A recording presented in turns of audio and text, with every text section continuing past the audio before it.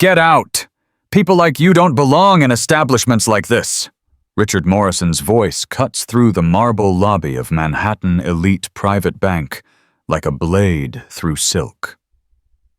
The woman in the faded Nike hoodie stands motionless, her dark eyes holding his gaze with unsettling calm. Security! Remove this woman immediately. She's clearly trying to scam our VIP clients. Two guards move forward. One reaches for her elbow. Don't touch me. Her voice carries a weight that makes the guard hesitate. Around them, phones rise like weapons. Marcus Chen, the finance blogger with 2 million followers, already has his live stream running. This is insane! They're kicking out a black woman just for entering the bank! The whisper catches fire in the digital wind. Comments flood his screen.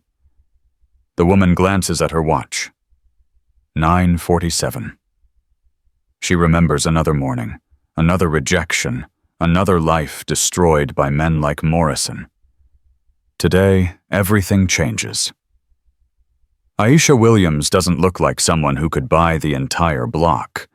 Her Converse sneakers have seen better days, the white canvas yellowed with age and Brooklyn streets. The Casio watch on her wrist tells time just as well as a Patek Philippe, she always says. Her hair pulls back in a simple bun, no makeup softening the sharp angles of her face that have stared down boardrooms full of billionaires. The marble floor of Manhattan Elite Private Bank reflects her modest appearance back at her, a study in contrasts.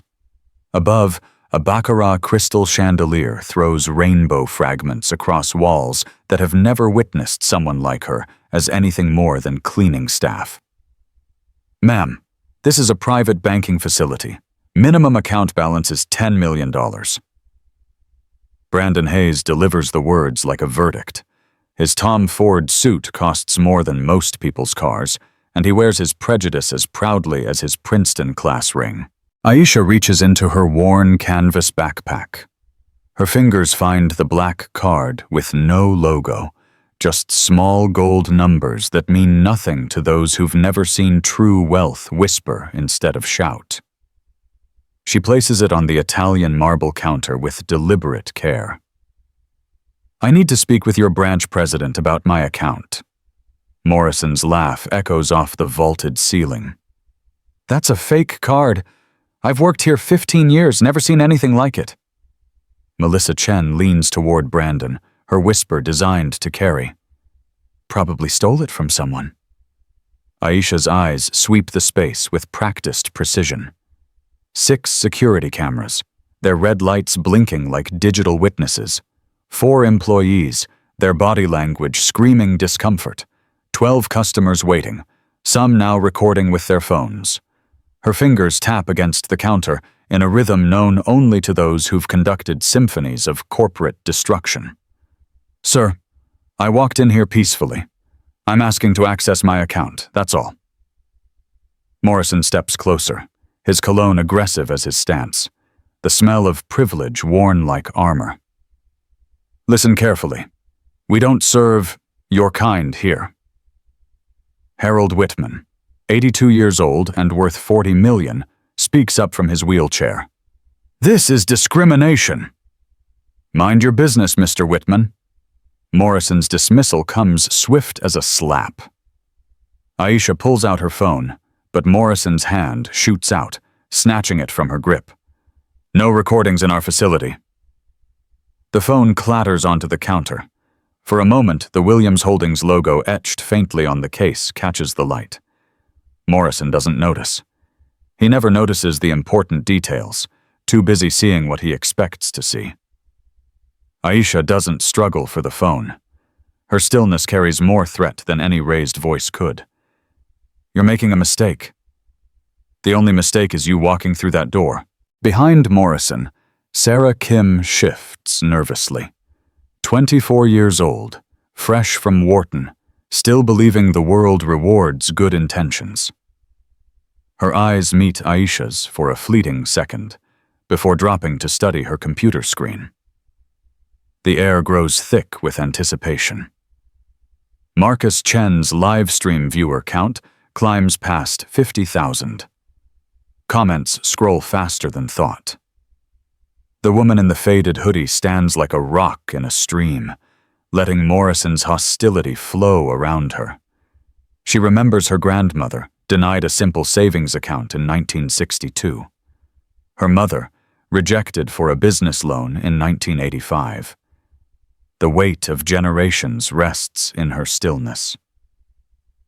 "Mr. Morrison," Aisha says, her voice soft as velvet wrapped around steel, "I'm going to give you one opportunity to reconsider your position." Morrison's face reddens, the flush of a man unused to challenges from those he considers beneath him.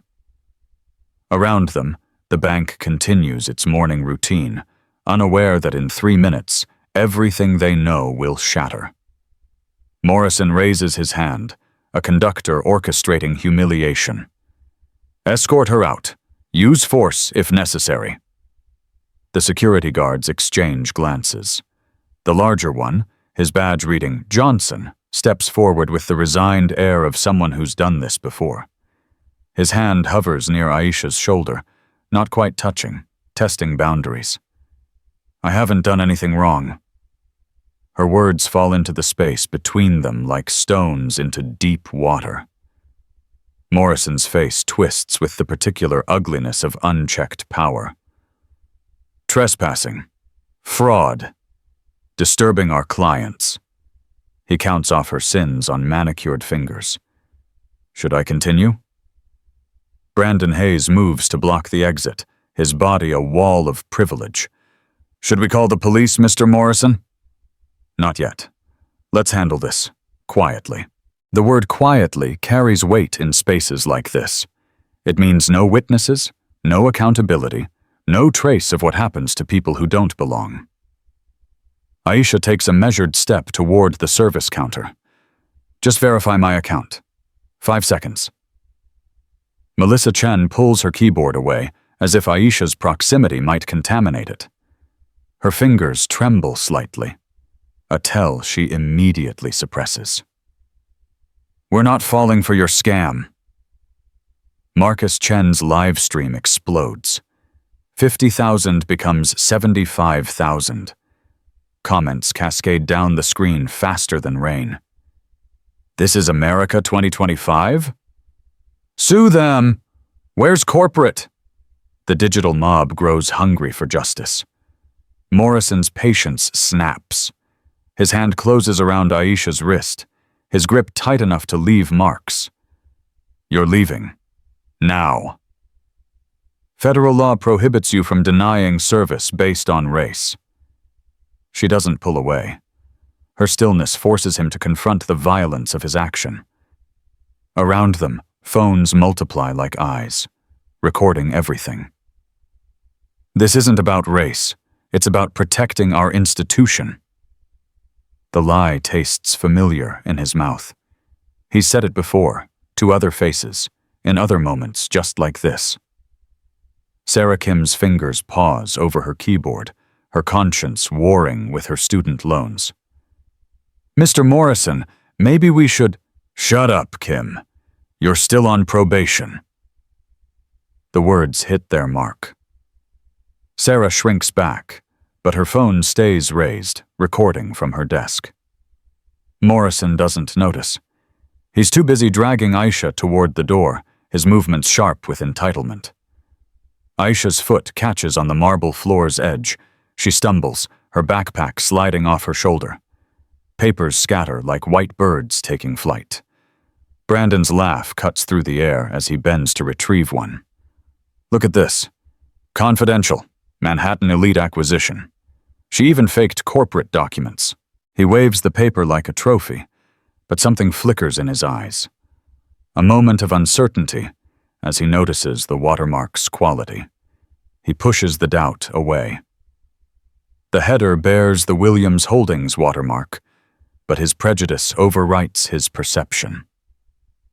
Melissa joins his laughter, though her eyes dart between the document and Aisha's calm face. The sound comes out brittle as breaking glass. Outside, a crowd gathers. Someone pounds on the glass doors. "This is assault! Let her go!" Morrison's grip tightens. "Everyone calm down. We're handling a security threat." The absurdity of it. A woman in a faded hoodie as a security threat to a fortress of wealth escapes him entirely.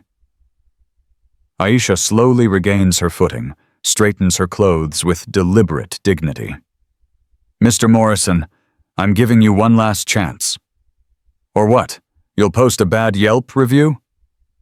His security team laughs on cue, though Johnson's chuckle sounds forced. Melissa adds her voice to the chorus, her hand unconsciously smoothing her skirt, a nervous habit from childhood. People like her always threaten to sue. "Never follow through, though," Brandon contributes, still clutching the acquisition document. His Princeton ring catches the light as his hand trembles almost imperceptibly. The live stream viewer count hits 6 figures. Reddit threads spawn faster than moderators can track. Black woman assaulted at Manhattan Elite Bank climbs to the front page. 10,000 upvotes in 3 minutes. The internet's fury builds like a wave seeking shore. Aisha checks her watch. 9:47 becomes 9:50. Time moves differently when dignity is being stripped away in public. She's been here before, in different rooms, facing different Morrisons. But this time, she came prepared. "It's 9:50 a.m., she says. Morrison's face contorts with confusion and rage. "So?" "Remember that time?" The words hang in the air like a sword waiting to fall. Around them, the bank continues its charade of normalcy. Tellers count money. Phones ring. The wealth management advisor in the corner closes a $1 million deal, oblivious to the revolution brewing 20 feet away. Sarah Kim makes a decision. Her phone captures Morrison's hand on Aisha's wrist, the force of his grip, the calm in her eyes. She thinks of her ethics professor at Wharton, wondering what he'd say about this moment. She thinks of her Korean grandmother, who faced her own Morrisons 50 years ago. The crowd outside grows larger. Someone calls the news stations. Another tags the Manhattan Elite corporate account on Twitter. The bank's social media manager, sipping coffee in Connecticut, watches their mentions explode with horror. Morrison pulls Aisha another step toward the door. She doesn't resist, but she doesn't help either. Her passive weight makes him work for every inch of ground. Sweat beads on his forehead, despite the air conditioning. "Security, assist me!" Johnson steps forward reluctantly. Williams, the other guard, hangs back. He's seen enough in his 10 years here to know when something's about to go very wrong. His hand moves unconsciously to his body camera, ensuring it's recording. The standoff crystallizes. Morrison and his allies on one side, Aisha alone on the other, and the watching world holding its breath. The marble floor reflects them all, a tableau of power about to shatter. Aisha pulls a second phone from her pocket. Morrison hadn't thought to check for another. His oversight will cost him everything. She dials with steady fingers. "Victoria? Yes, code black, Manhattan Elite, 5th Avenue branch." Morrison's laughter echoes off marble walls. "Calling your lawyer? Good luck with that. We have the best legal team in the city." 30 seconds pass. Morrison's phone vibrates against his chest. He ignores it, still gripping Aisha's wrist. It vibrates again, then again. Finally, with irritation, he glances at the screen. The caller ID stops his heart. "Thomas Wellington, CEO Manhattan Elite Banking Group." The blood drains from Morrison's face like water from a broken dam. His hand releases Aisha's wrist as he fumbles to answer. "Mr. Wellington?" "Yes, sir, What? That's impossible." The transformation is instant. Morrison's spine, moments ago rigid with authority, begins to curve. His voice, commanding seconds before, cracks like ice in spring. Aisha's voice cuts through his panic. "Put it on speaker." Morrison's hand shakes as he complies. Thomas Wellington's voice fills the marble space, each word a nail in Morrison's coffin. "Morrison, you fucking idiot! Do you have any idea what you've just done? You just assaulted Aisha Williams." "Sir, I don't understand. She owns the bank. She owns me. She owns every goddamn brick in that building. Williams Holdings acquired us 5 years ago. She's been the majority shareholder since January 2020. The silence that follows is absolute. Even the street noise seems to pause. Marcus Chen, still live streaming, whispers, "Oh my God," to 2 million viewers. His followers witness the exact moment Morrison's world collapses. Melissa Chen's keyboard clatters to the floor. Her face cycles through emotions, shock, disbelief, and something else. Recognition. She'd seen that watermark before, dismissed it as coincidence. Brandon Hayes drops the acquisition document, his Princeton-educated mind finally processing what his prejudice had blocked. Sarah Kim's hand flies to her mouth, but her eyes shine with something like vindication. Aisha retrieves her phone from Morrison's slack grip. Her voice, when she speaks to Wellington, carries the quiet authority of someone who's never had to raise it. "Tom, implement Protocol 7. Already in motion, Ms. Williams. I'm so sorry. You're not the one who should apologize." She ends the call and opens her tablet. The Williams Holdings logo fills the screen, followed by corporate structure charts that make everyone in the room recalculate their life choices. "Let me show you something, Mr. Morrison." The screen displays her corporate empire in clean, devastating detail. Williams Financial Empire. Assets, $47.8 billion. Subsidiaries, 38. Banks owned, 12. Manhattan Elite Private Bank sits in the middle, a crown jewel in her collection. Morrison's knees buckle. He catches himself on the marble counter, his palm leaving a sweat print on the pristine surface. "Ms. Williams, I didn't know. Stand up. You're embarrassing yourself further." The command snaps him upright. Around them, the bank's normal operations grind to a halt. Every screen in the building flashes the same message. System maintenance, authorized by A. Williams. Sarah Kim breaks the silence, tears streaming down her face. "I wanted to help, but I saw, Sarah. You tried." Those 4 words carry absolution. Sarah straightens, wiping her eyes. In the corner, Harold Whitman begins a slow clap that spreads through the lobby like wildfire. Aisha turns back to Morrison. "You asked why I came here dressed like this. Let me tell you about Sandra Mitchell." Morrison's face, already pale, turns ash gray. Black woman. Single mother. Came here in 2019 for a business loan to save her restaurant. $50,000. Perfect credit score. 20 years of tax returns.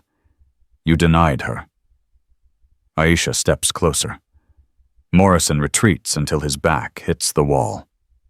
"You called her high risk. You said her business plan was unrealistic for someone of her background. She lost everything. Her restaurant, her home, her will to live." Melissa gasps, her hand covering her mouth. She remembers that application. She'd processed the rejection. She jumped from the Washington Bridge on Christmas Eve, left behind a 13-year-old daughter who found her mother's body had already been pulled from the river by the time she got there. The livestream audience watches in stunned silence. Comments stop scrolling.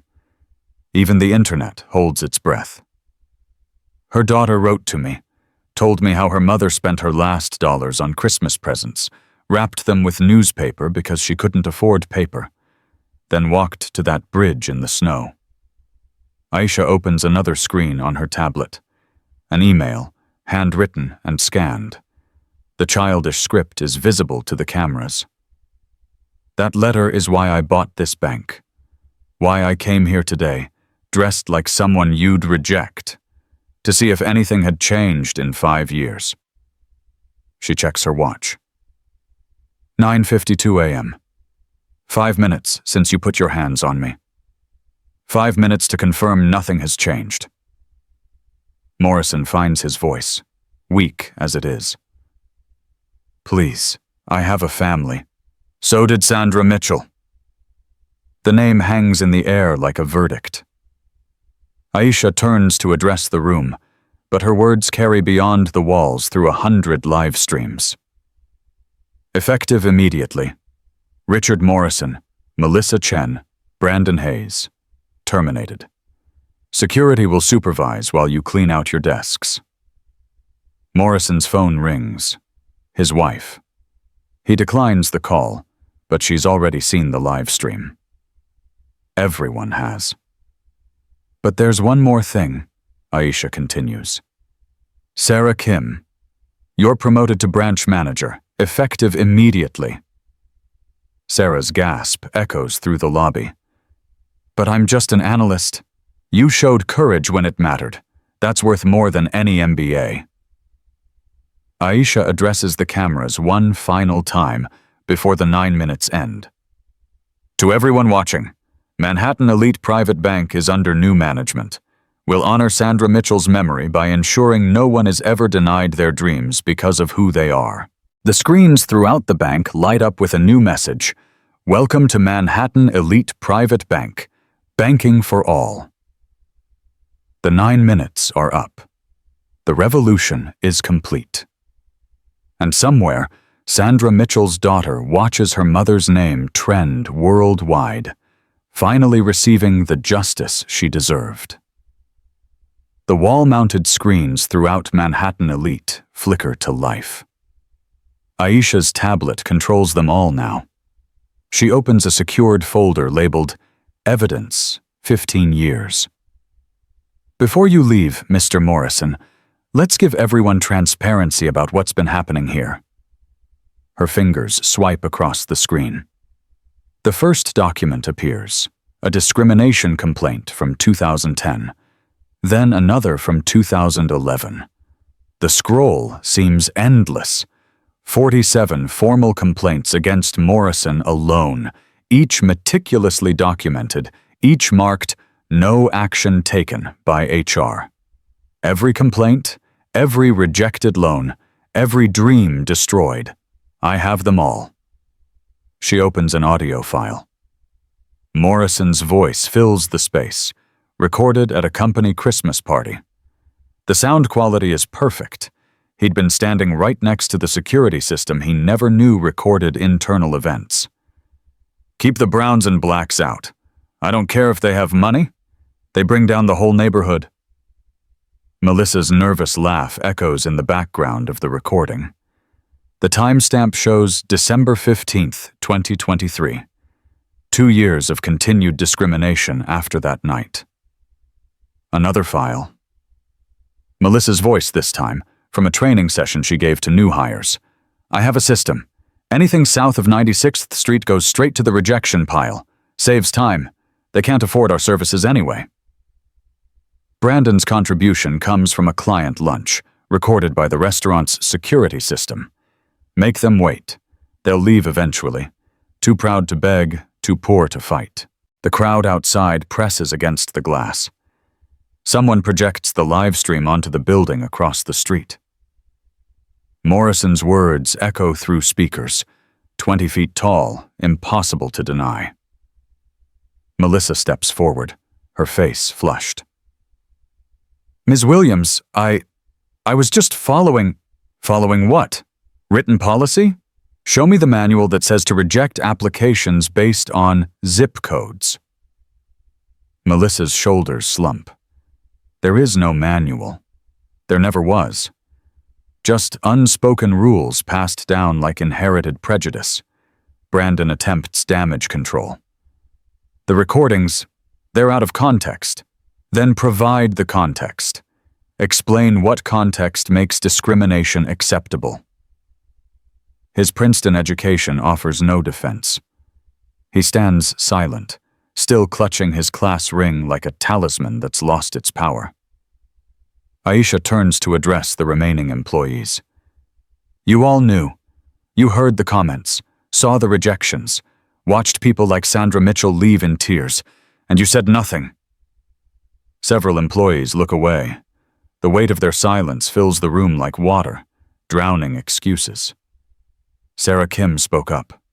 Once. What happened, Sarah? Sarah's voice comes out barely above a whisper. I was written up for undermining team cohesion, told I was too sensitive, that I didn't understand how banking really worked. But you kept recording. You kept documenting. Why? Because I knew someday someone would care enough to listen.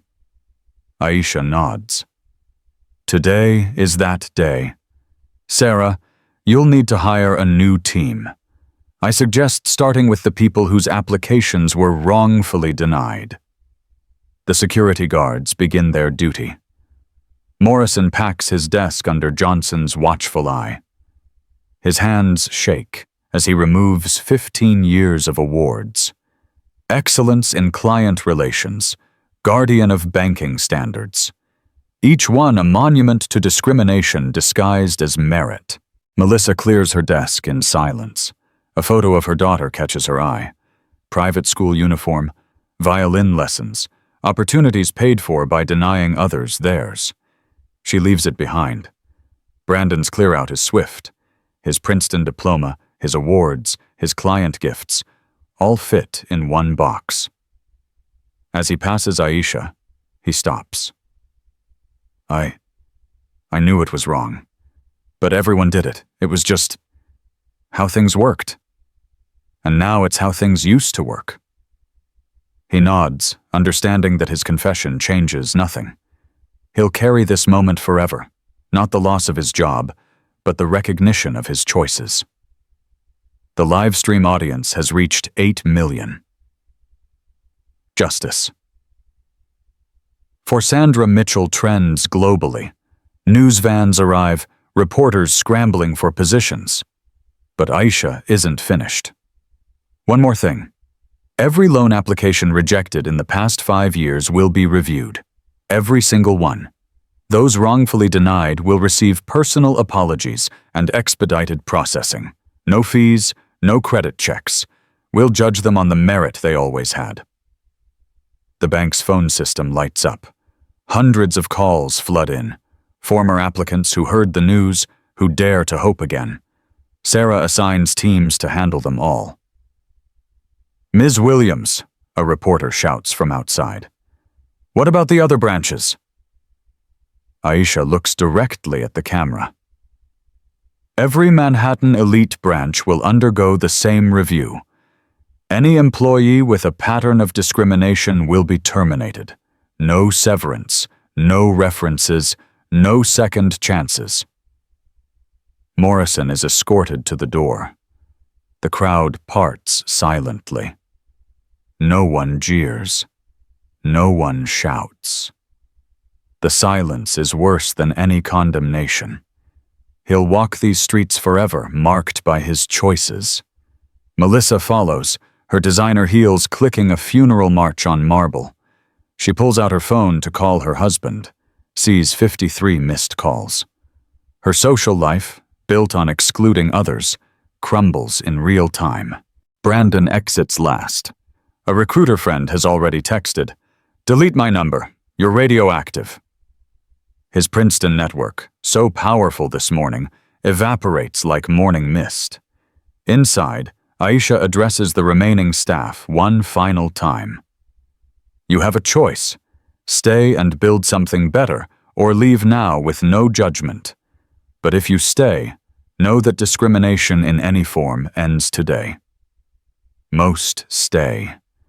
They're terrified, inspired, ashamed, hopeful, a complex mix of emotions that comes with witnessing revolution.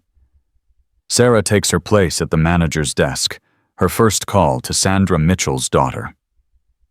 "Miss Mitchell? This is Sarah Kim from Manhattan Elite. I want to personally apologize for what happened to your mother. And I want to discuss how we can honor her memory. The 9 minutes that started with an assault end with a promise." Outside, the crowd begins to disperse, but the story spreads. By market close, 12 other banks will announce discrimination audits. By week's end, the number will reach 50. Morrison, Melissa, and Brandon stand on the sidewalk, their careers reduced to boxes and infamy. Behind them, Manhattan Elite's doors open to everyone for the first time in its history. The revolution doesn't end. It begins. 9:56 a.m. The Manhattan Elite banking system returns to life with a new message on every screen. Under new management, Sandra Mitchell Memorial Branch. Sarah Kim stands at her new post, hands steady now. The first customer approaches, a young black entrepreneur who'd been watching from the corner, clutching a business plan she'd been rejected for twice before. "Welcome to Manhattan Elite. Let's review your application together." The woman's eyes fill with tears. She'd dressed in her best suit, practiced her pitch for hours, prepared for rejection. Instead, she finds Sarah pulling up a chair beside her, not across a desk, but next to her, equals discussing possibilities. Harold Whitman wheels himself to Aisha. "I've banked here 30 years, watched them turn away so many people. Said nothing. I'm ashamed. Shame without action is just self-indulgence. What matters is what you do next." He nods, pulls out his phone. "I'm calling my lawyer, setting up a fund for minority entrepreneurs. 10 million to start." Marcus Chen ends his live stream with numbers that stagger the platform's engineers, 8.2 million concurrent viewers. His final words, "You've witnessed history, now go make some."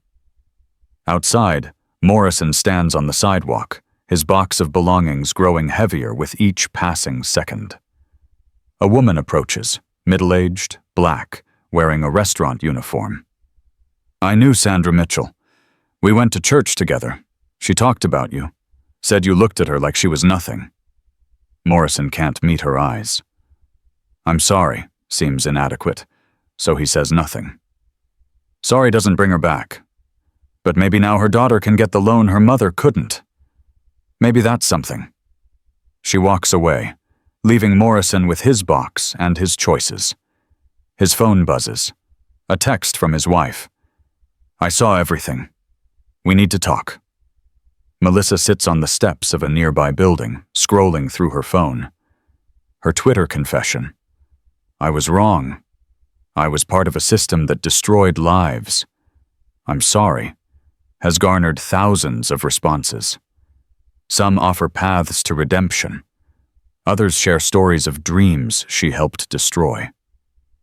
One message stops her cold. "You rejected my father's hardware store expansion in 2018. He died thinking he was a failure.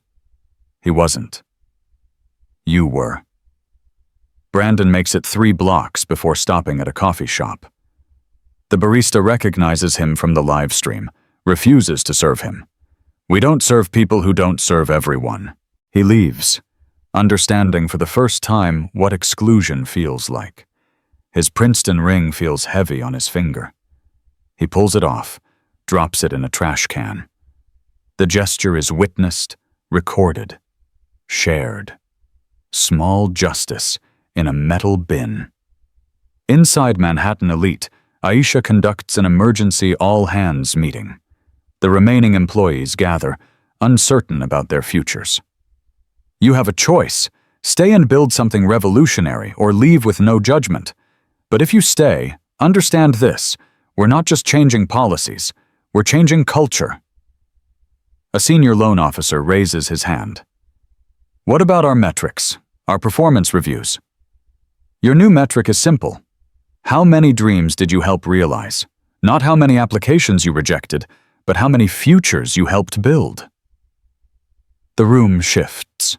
Employees who'd built careers on exclusion face a new reality where inclusion is the only path forward. Sarah Kim announces her first initiative. We're calling every rejected applicant from the past year, personal calls, personal apologies, personal invitations to reapply. The phone bank lights up. Employees who once screened calls to avoid those people now dial numbers with trembling fingers, offering second chances they'd denied the first time. At 3 p.m., Aisha receives the call she's been expecting. Sandra Mitchell's daughter, Keisha, her voice strong despite tears. My mother saved every rejection letter, 23 of them from different banks. Manhattan elites hurt the most because Morrison, he made her feel like she was begging for something she didn't deserve. Your mother deserved everything she dreamed of. We failed her. I bought this bank to ensure we never fail another Sandra Mitchell. It's too late for her. But maybe it's not too late for others. It's not. I promise you that. The market responds to the morning's drama with unexpected approval. Manhattan Elite's stock rises 8%. Investors, it seems, bet on justice being good business. By evening, the transformations ripple outward. Morrison's wife files for separation. His daughter, home from college, refuses to speak to him. His son changes his LinkedIn, removing any connection to his father. Melissa enrolls in a diversity certification program, paying with hands that shake as she enters her credit card information. She knows certification can't erase her past, but maybe it can shape her future. Brandon starts a blog. Confessions of a Discriminatory Banker. His first post goes viral, not because people forgive him, but because his detailed admissions expose how systemic the problem is. At Manhattan Elite, Sarah Kim works past midnight, personally reviewing every rejected application. Each file represents a life affected, a dream deferred. By morning, she'll have approved 47 loans that should never have been denied. The security footage from those 9 minutes spreads across social media, news outlets, and training programs. Business schools add it to their ethics curriculum. Civil rights organizations use it as evidence that discrimination isn't history, it's headline news. 9 minutes. That's all it took to expose 15 years of systemic discrimination. 9 minutes to destroy careers built on prejudice. 9 minutes to begin rebuilding a bank on the foundation of justice. Tomorrow, the real work begins. But tonight, in a small apartment in Brooklyn, Keisha Mitchell looks at her mother's photo and whispers, "They know your name now, Mama. They all know your name." 6 months later, the Manhattan Elite branch that once symbolized exclusion has become a beacon of possibility. The walls now display portraits of entrepreneurs they've funded, faces that reflect the city's true diversity. Sandra Mitchell's photo hangs in the center, a permanent reminder. Sarah Kim meets with her 100th loan approval, a food truck owner from Queens who'd been rejected 3 times before.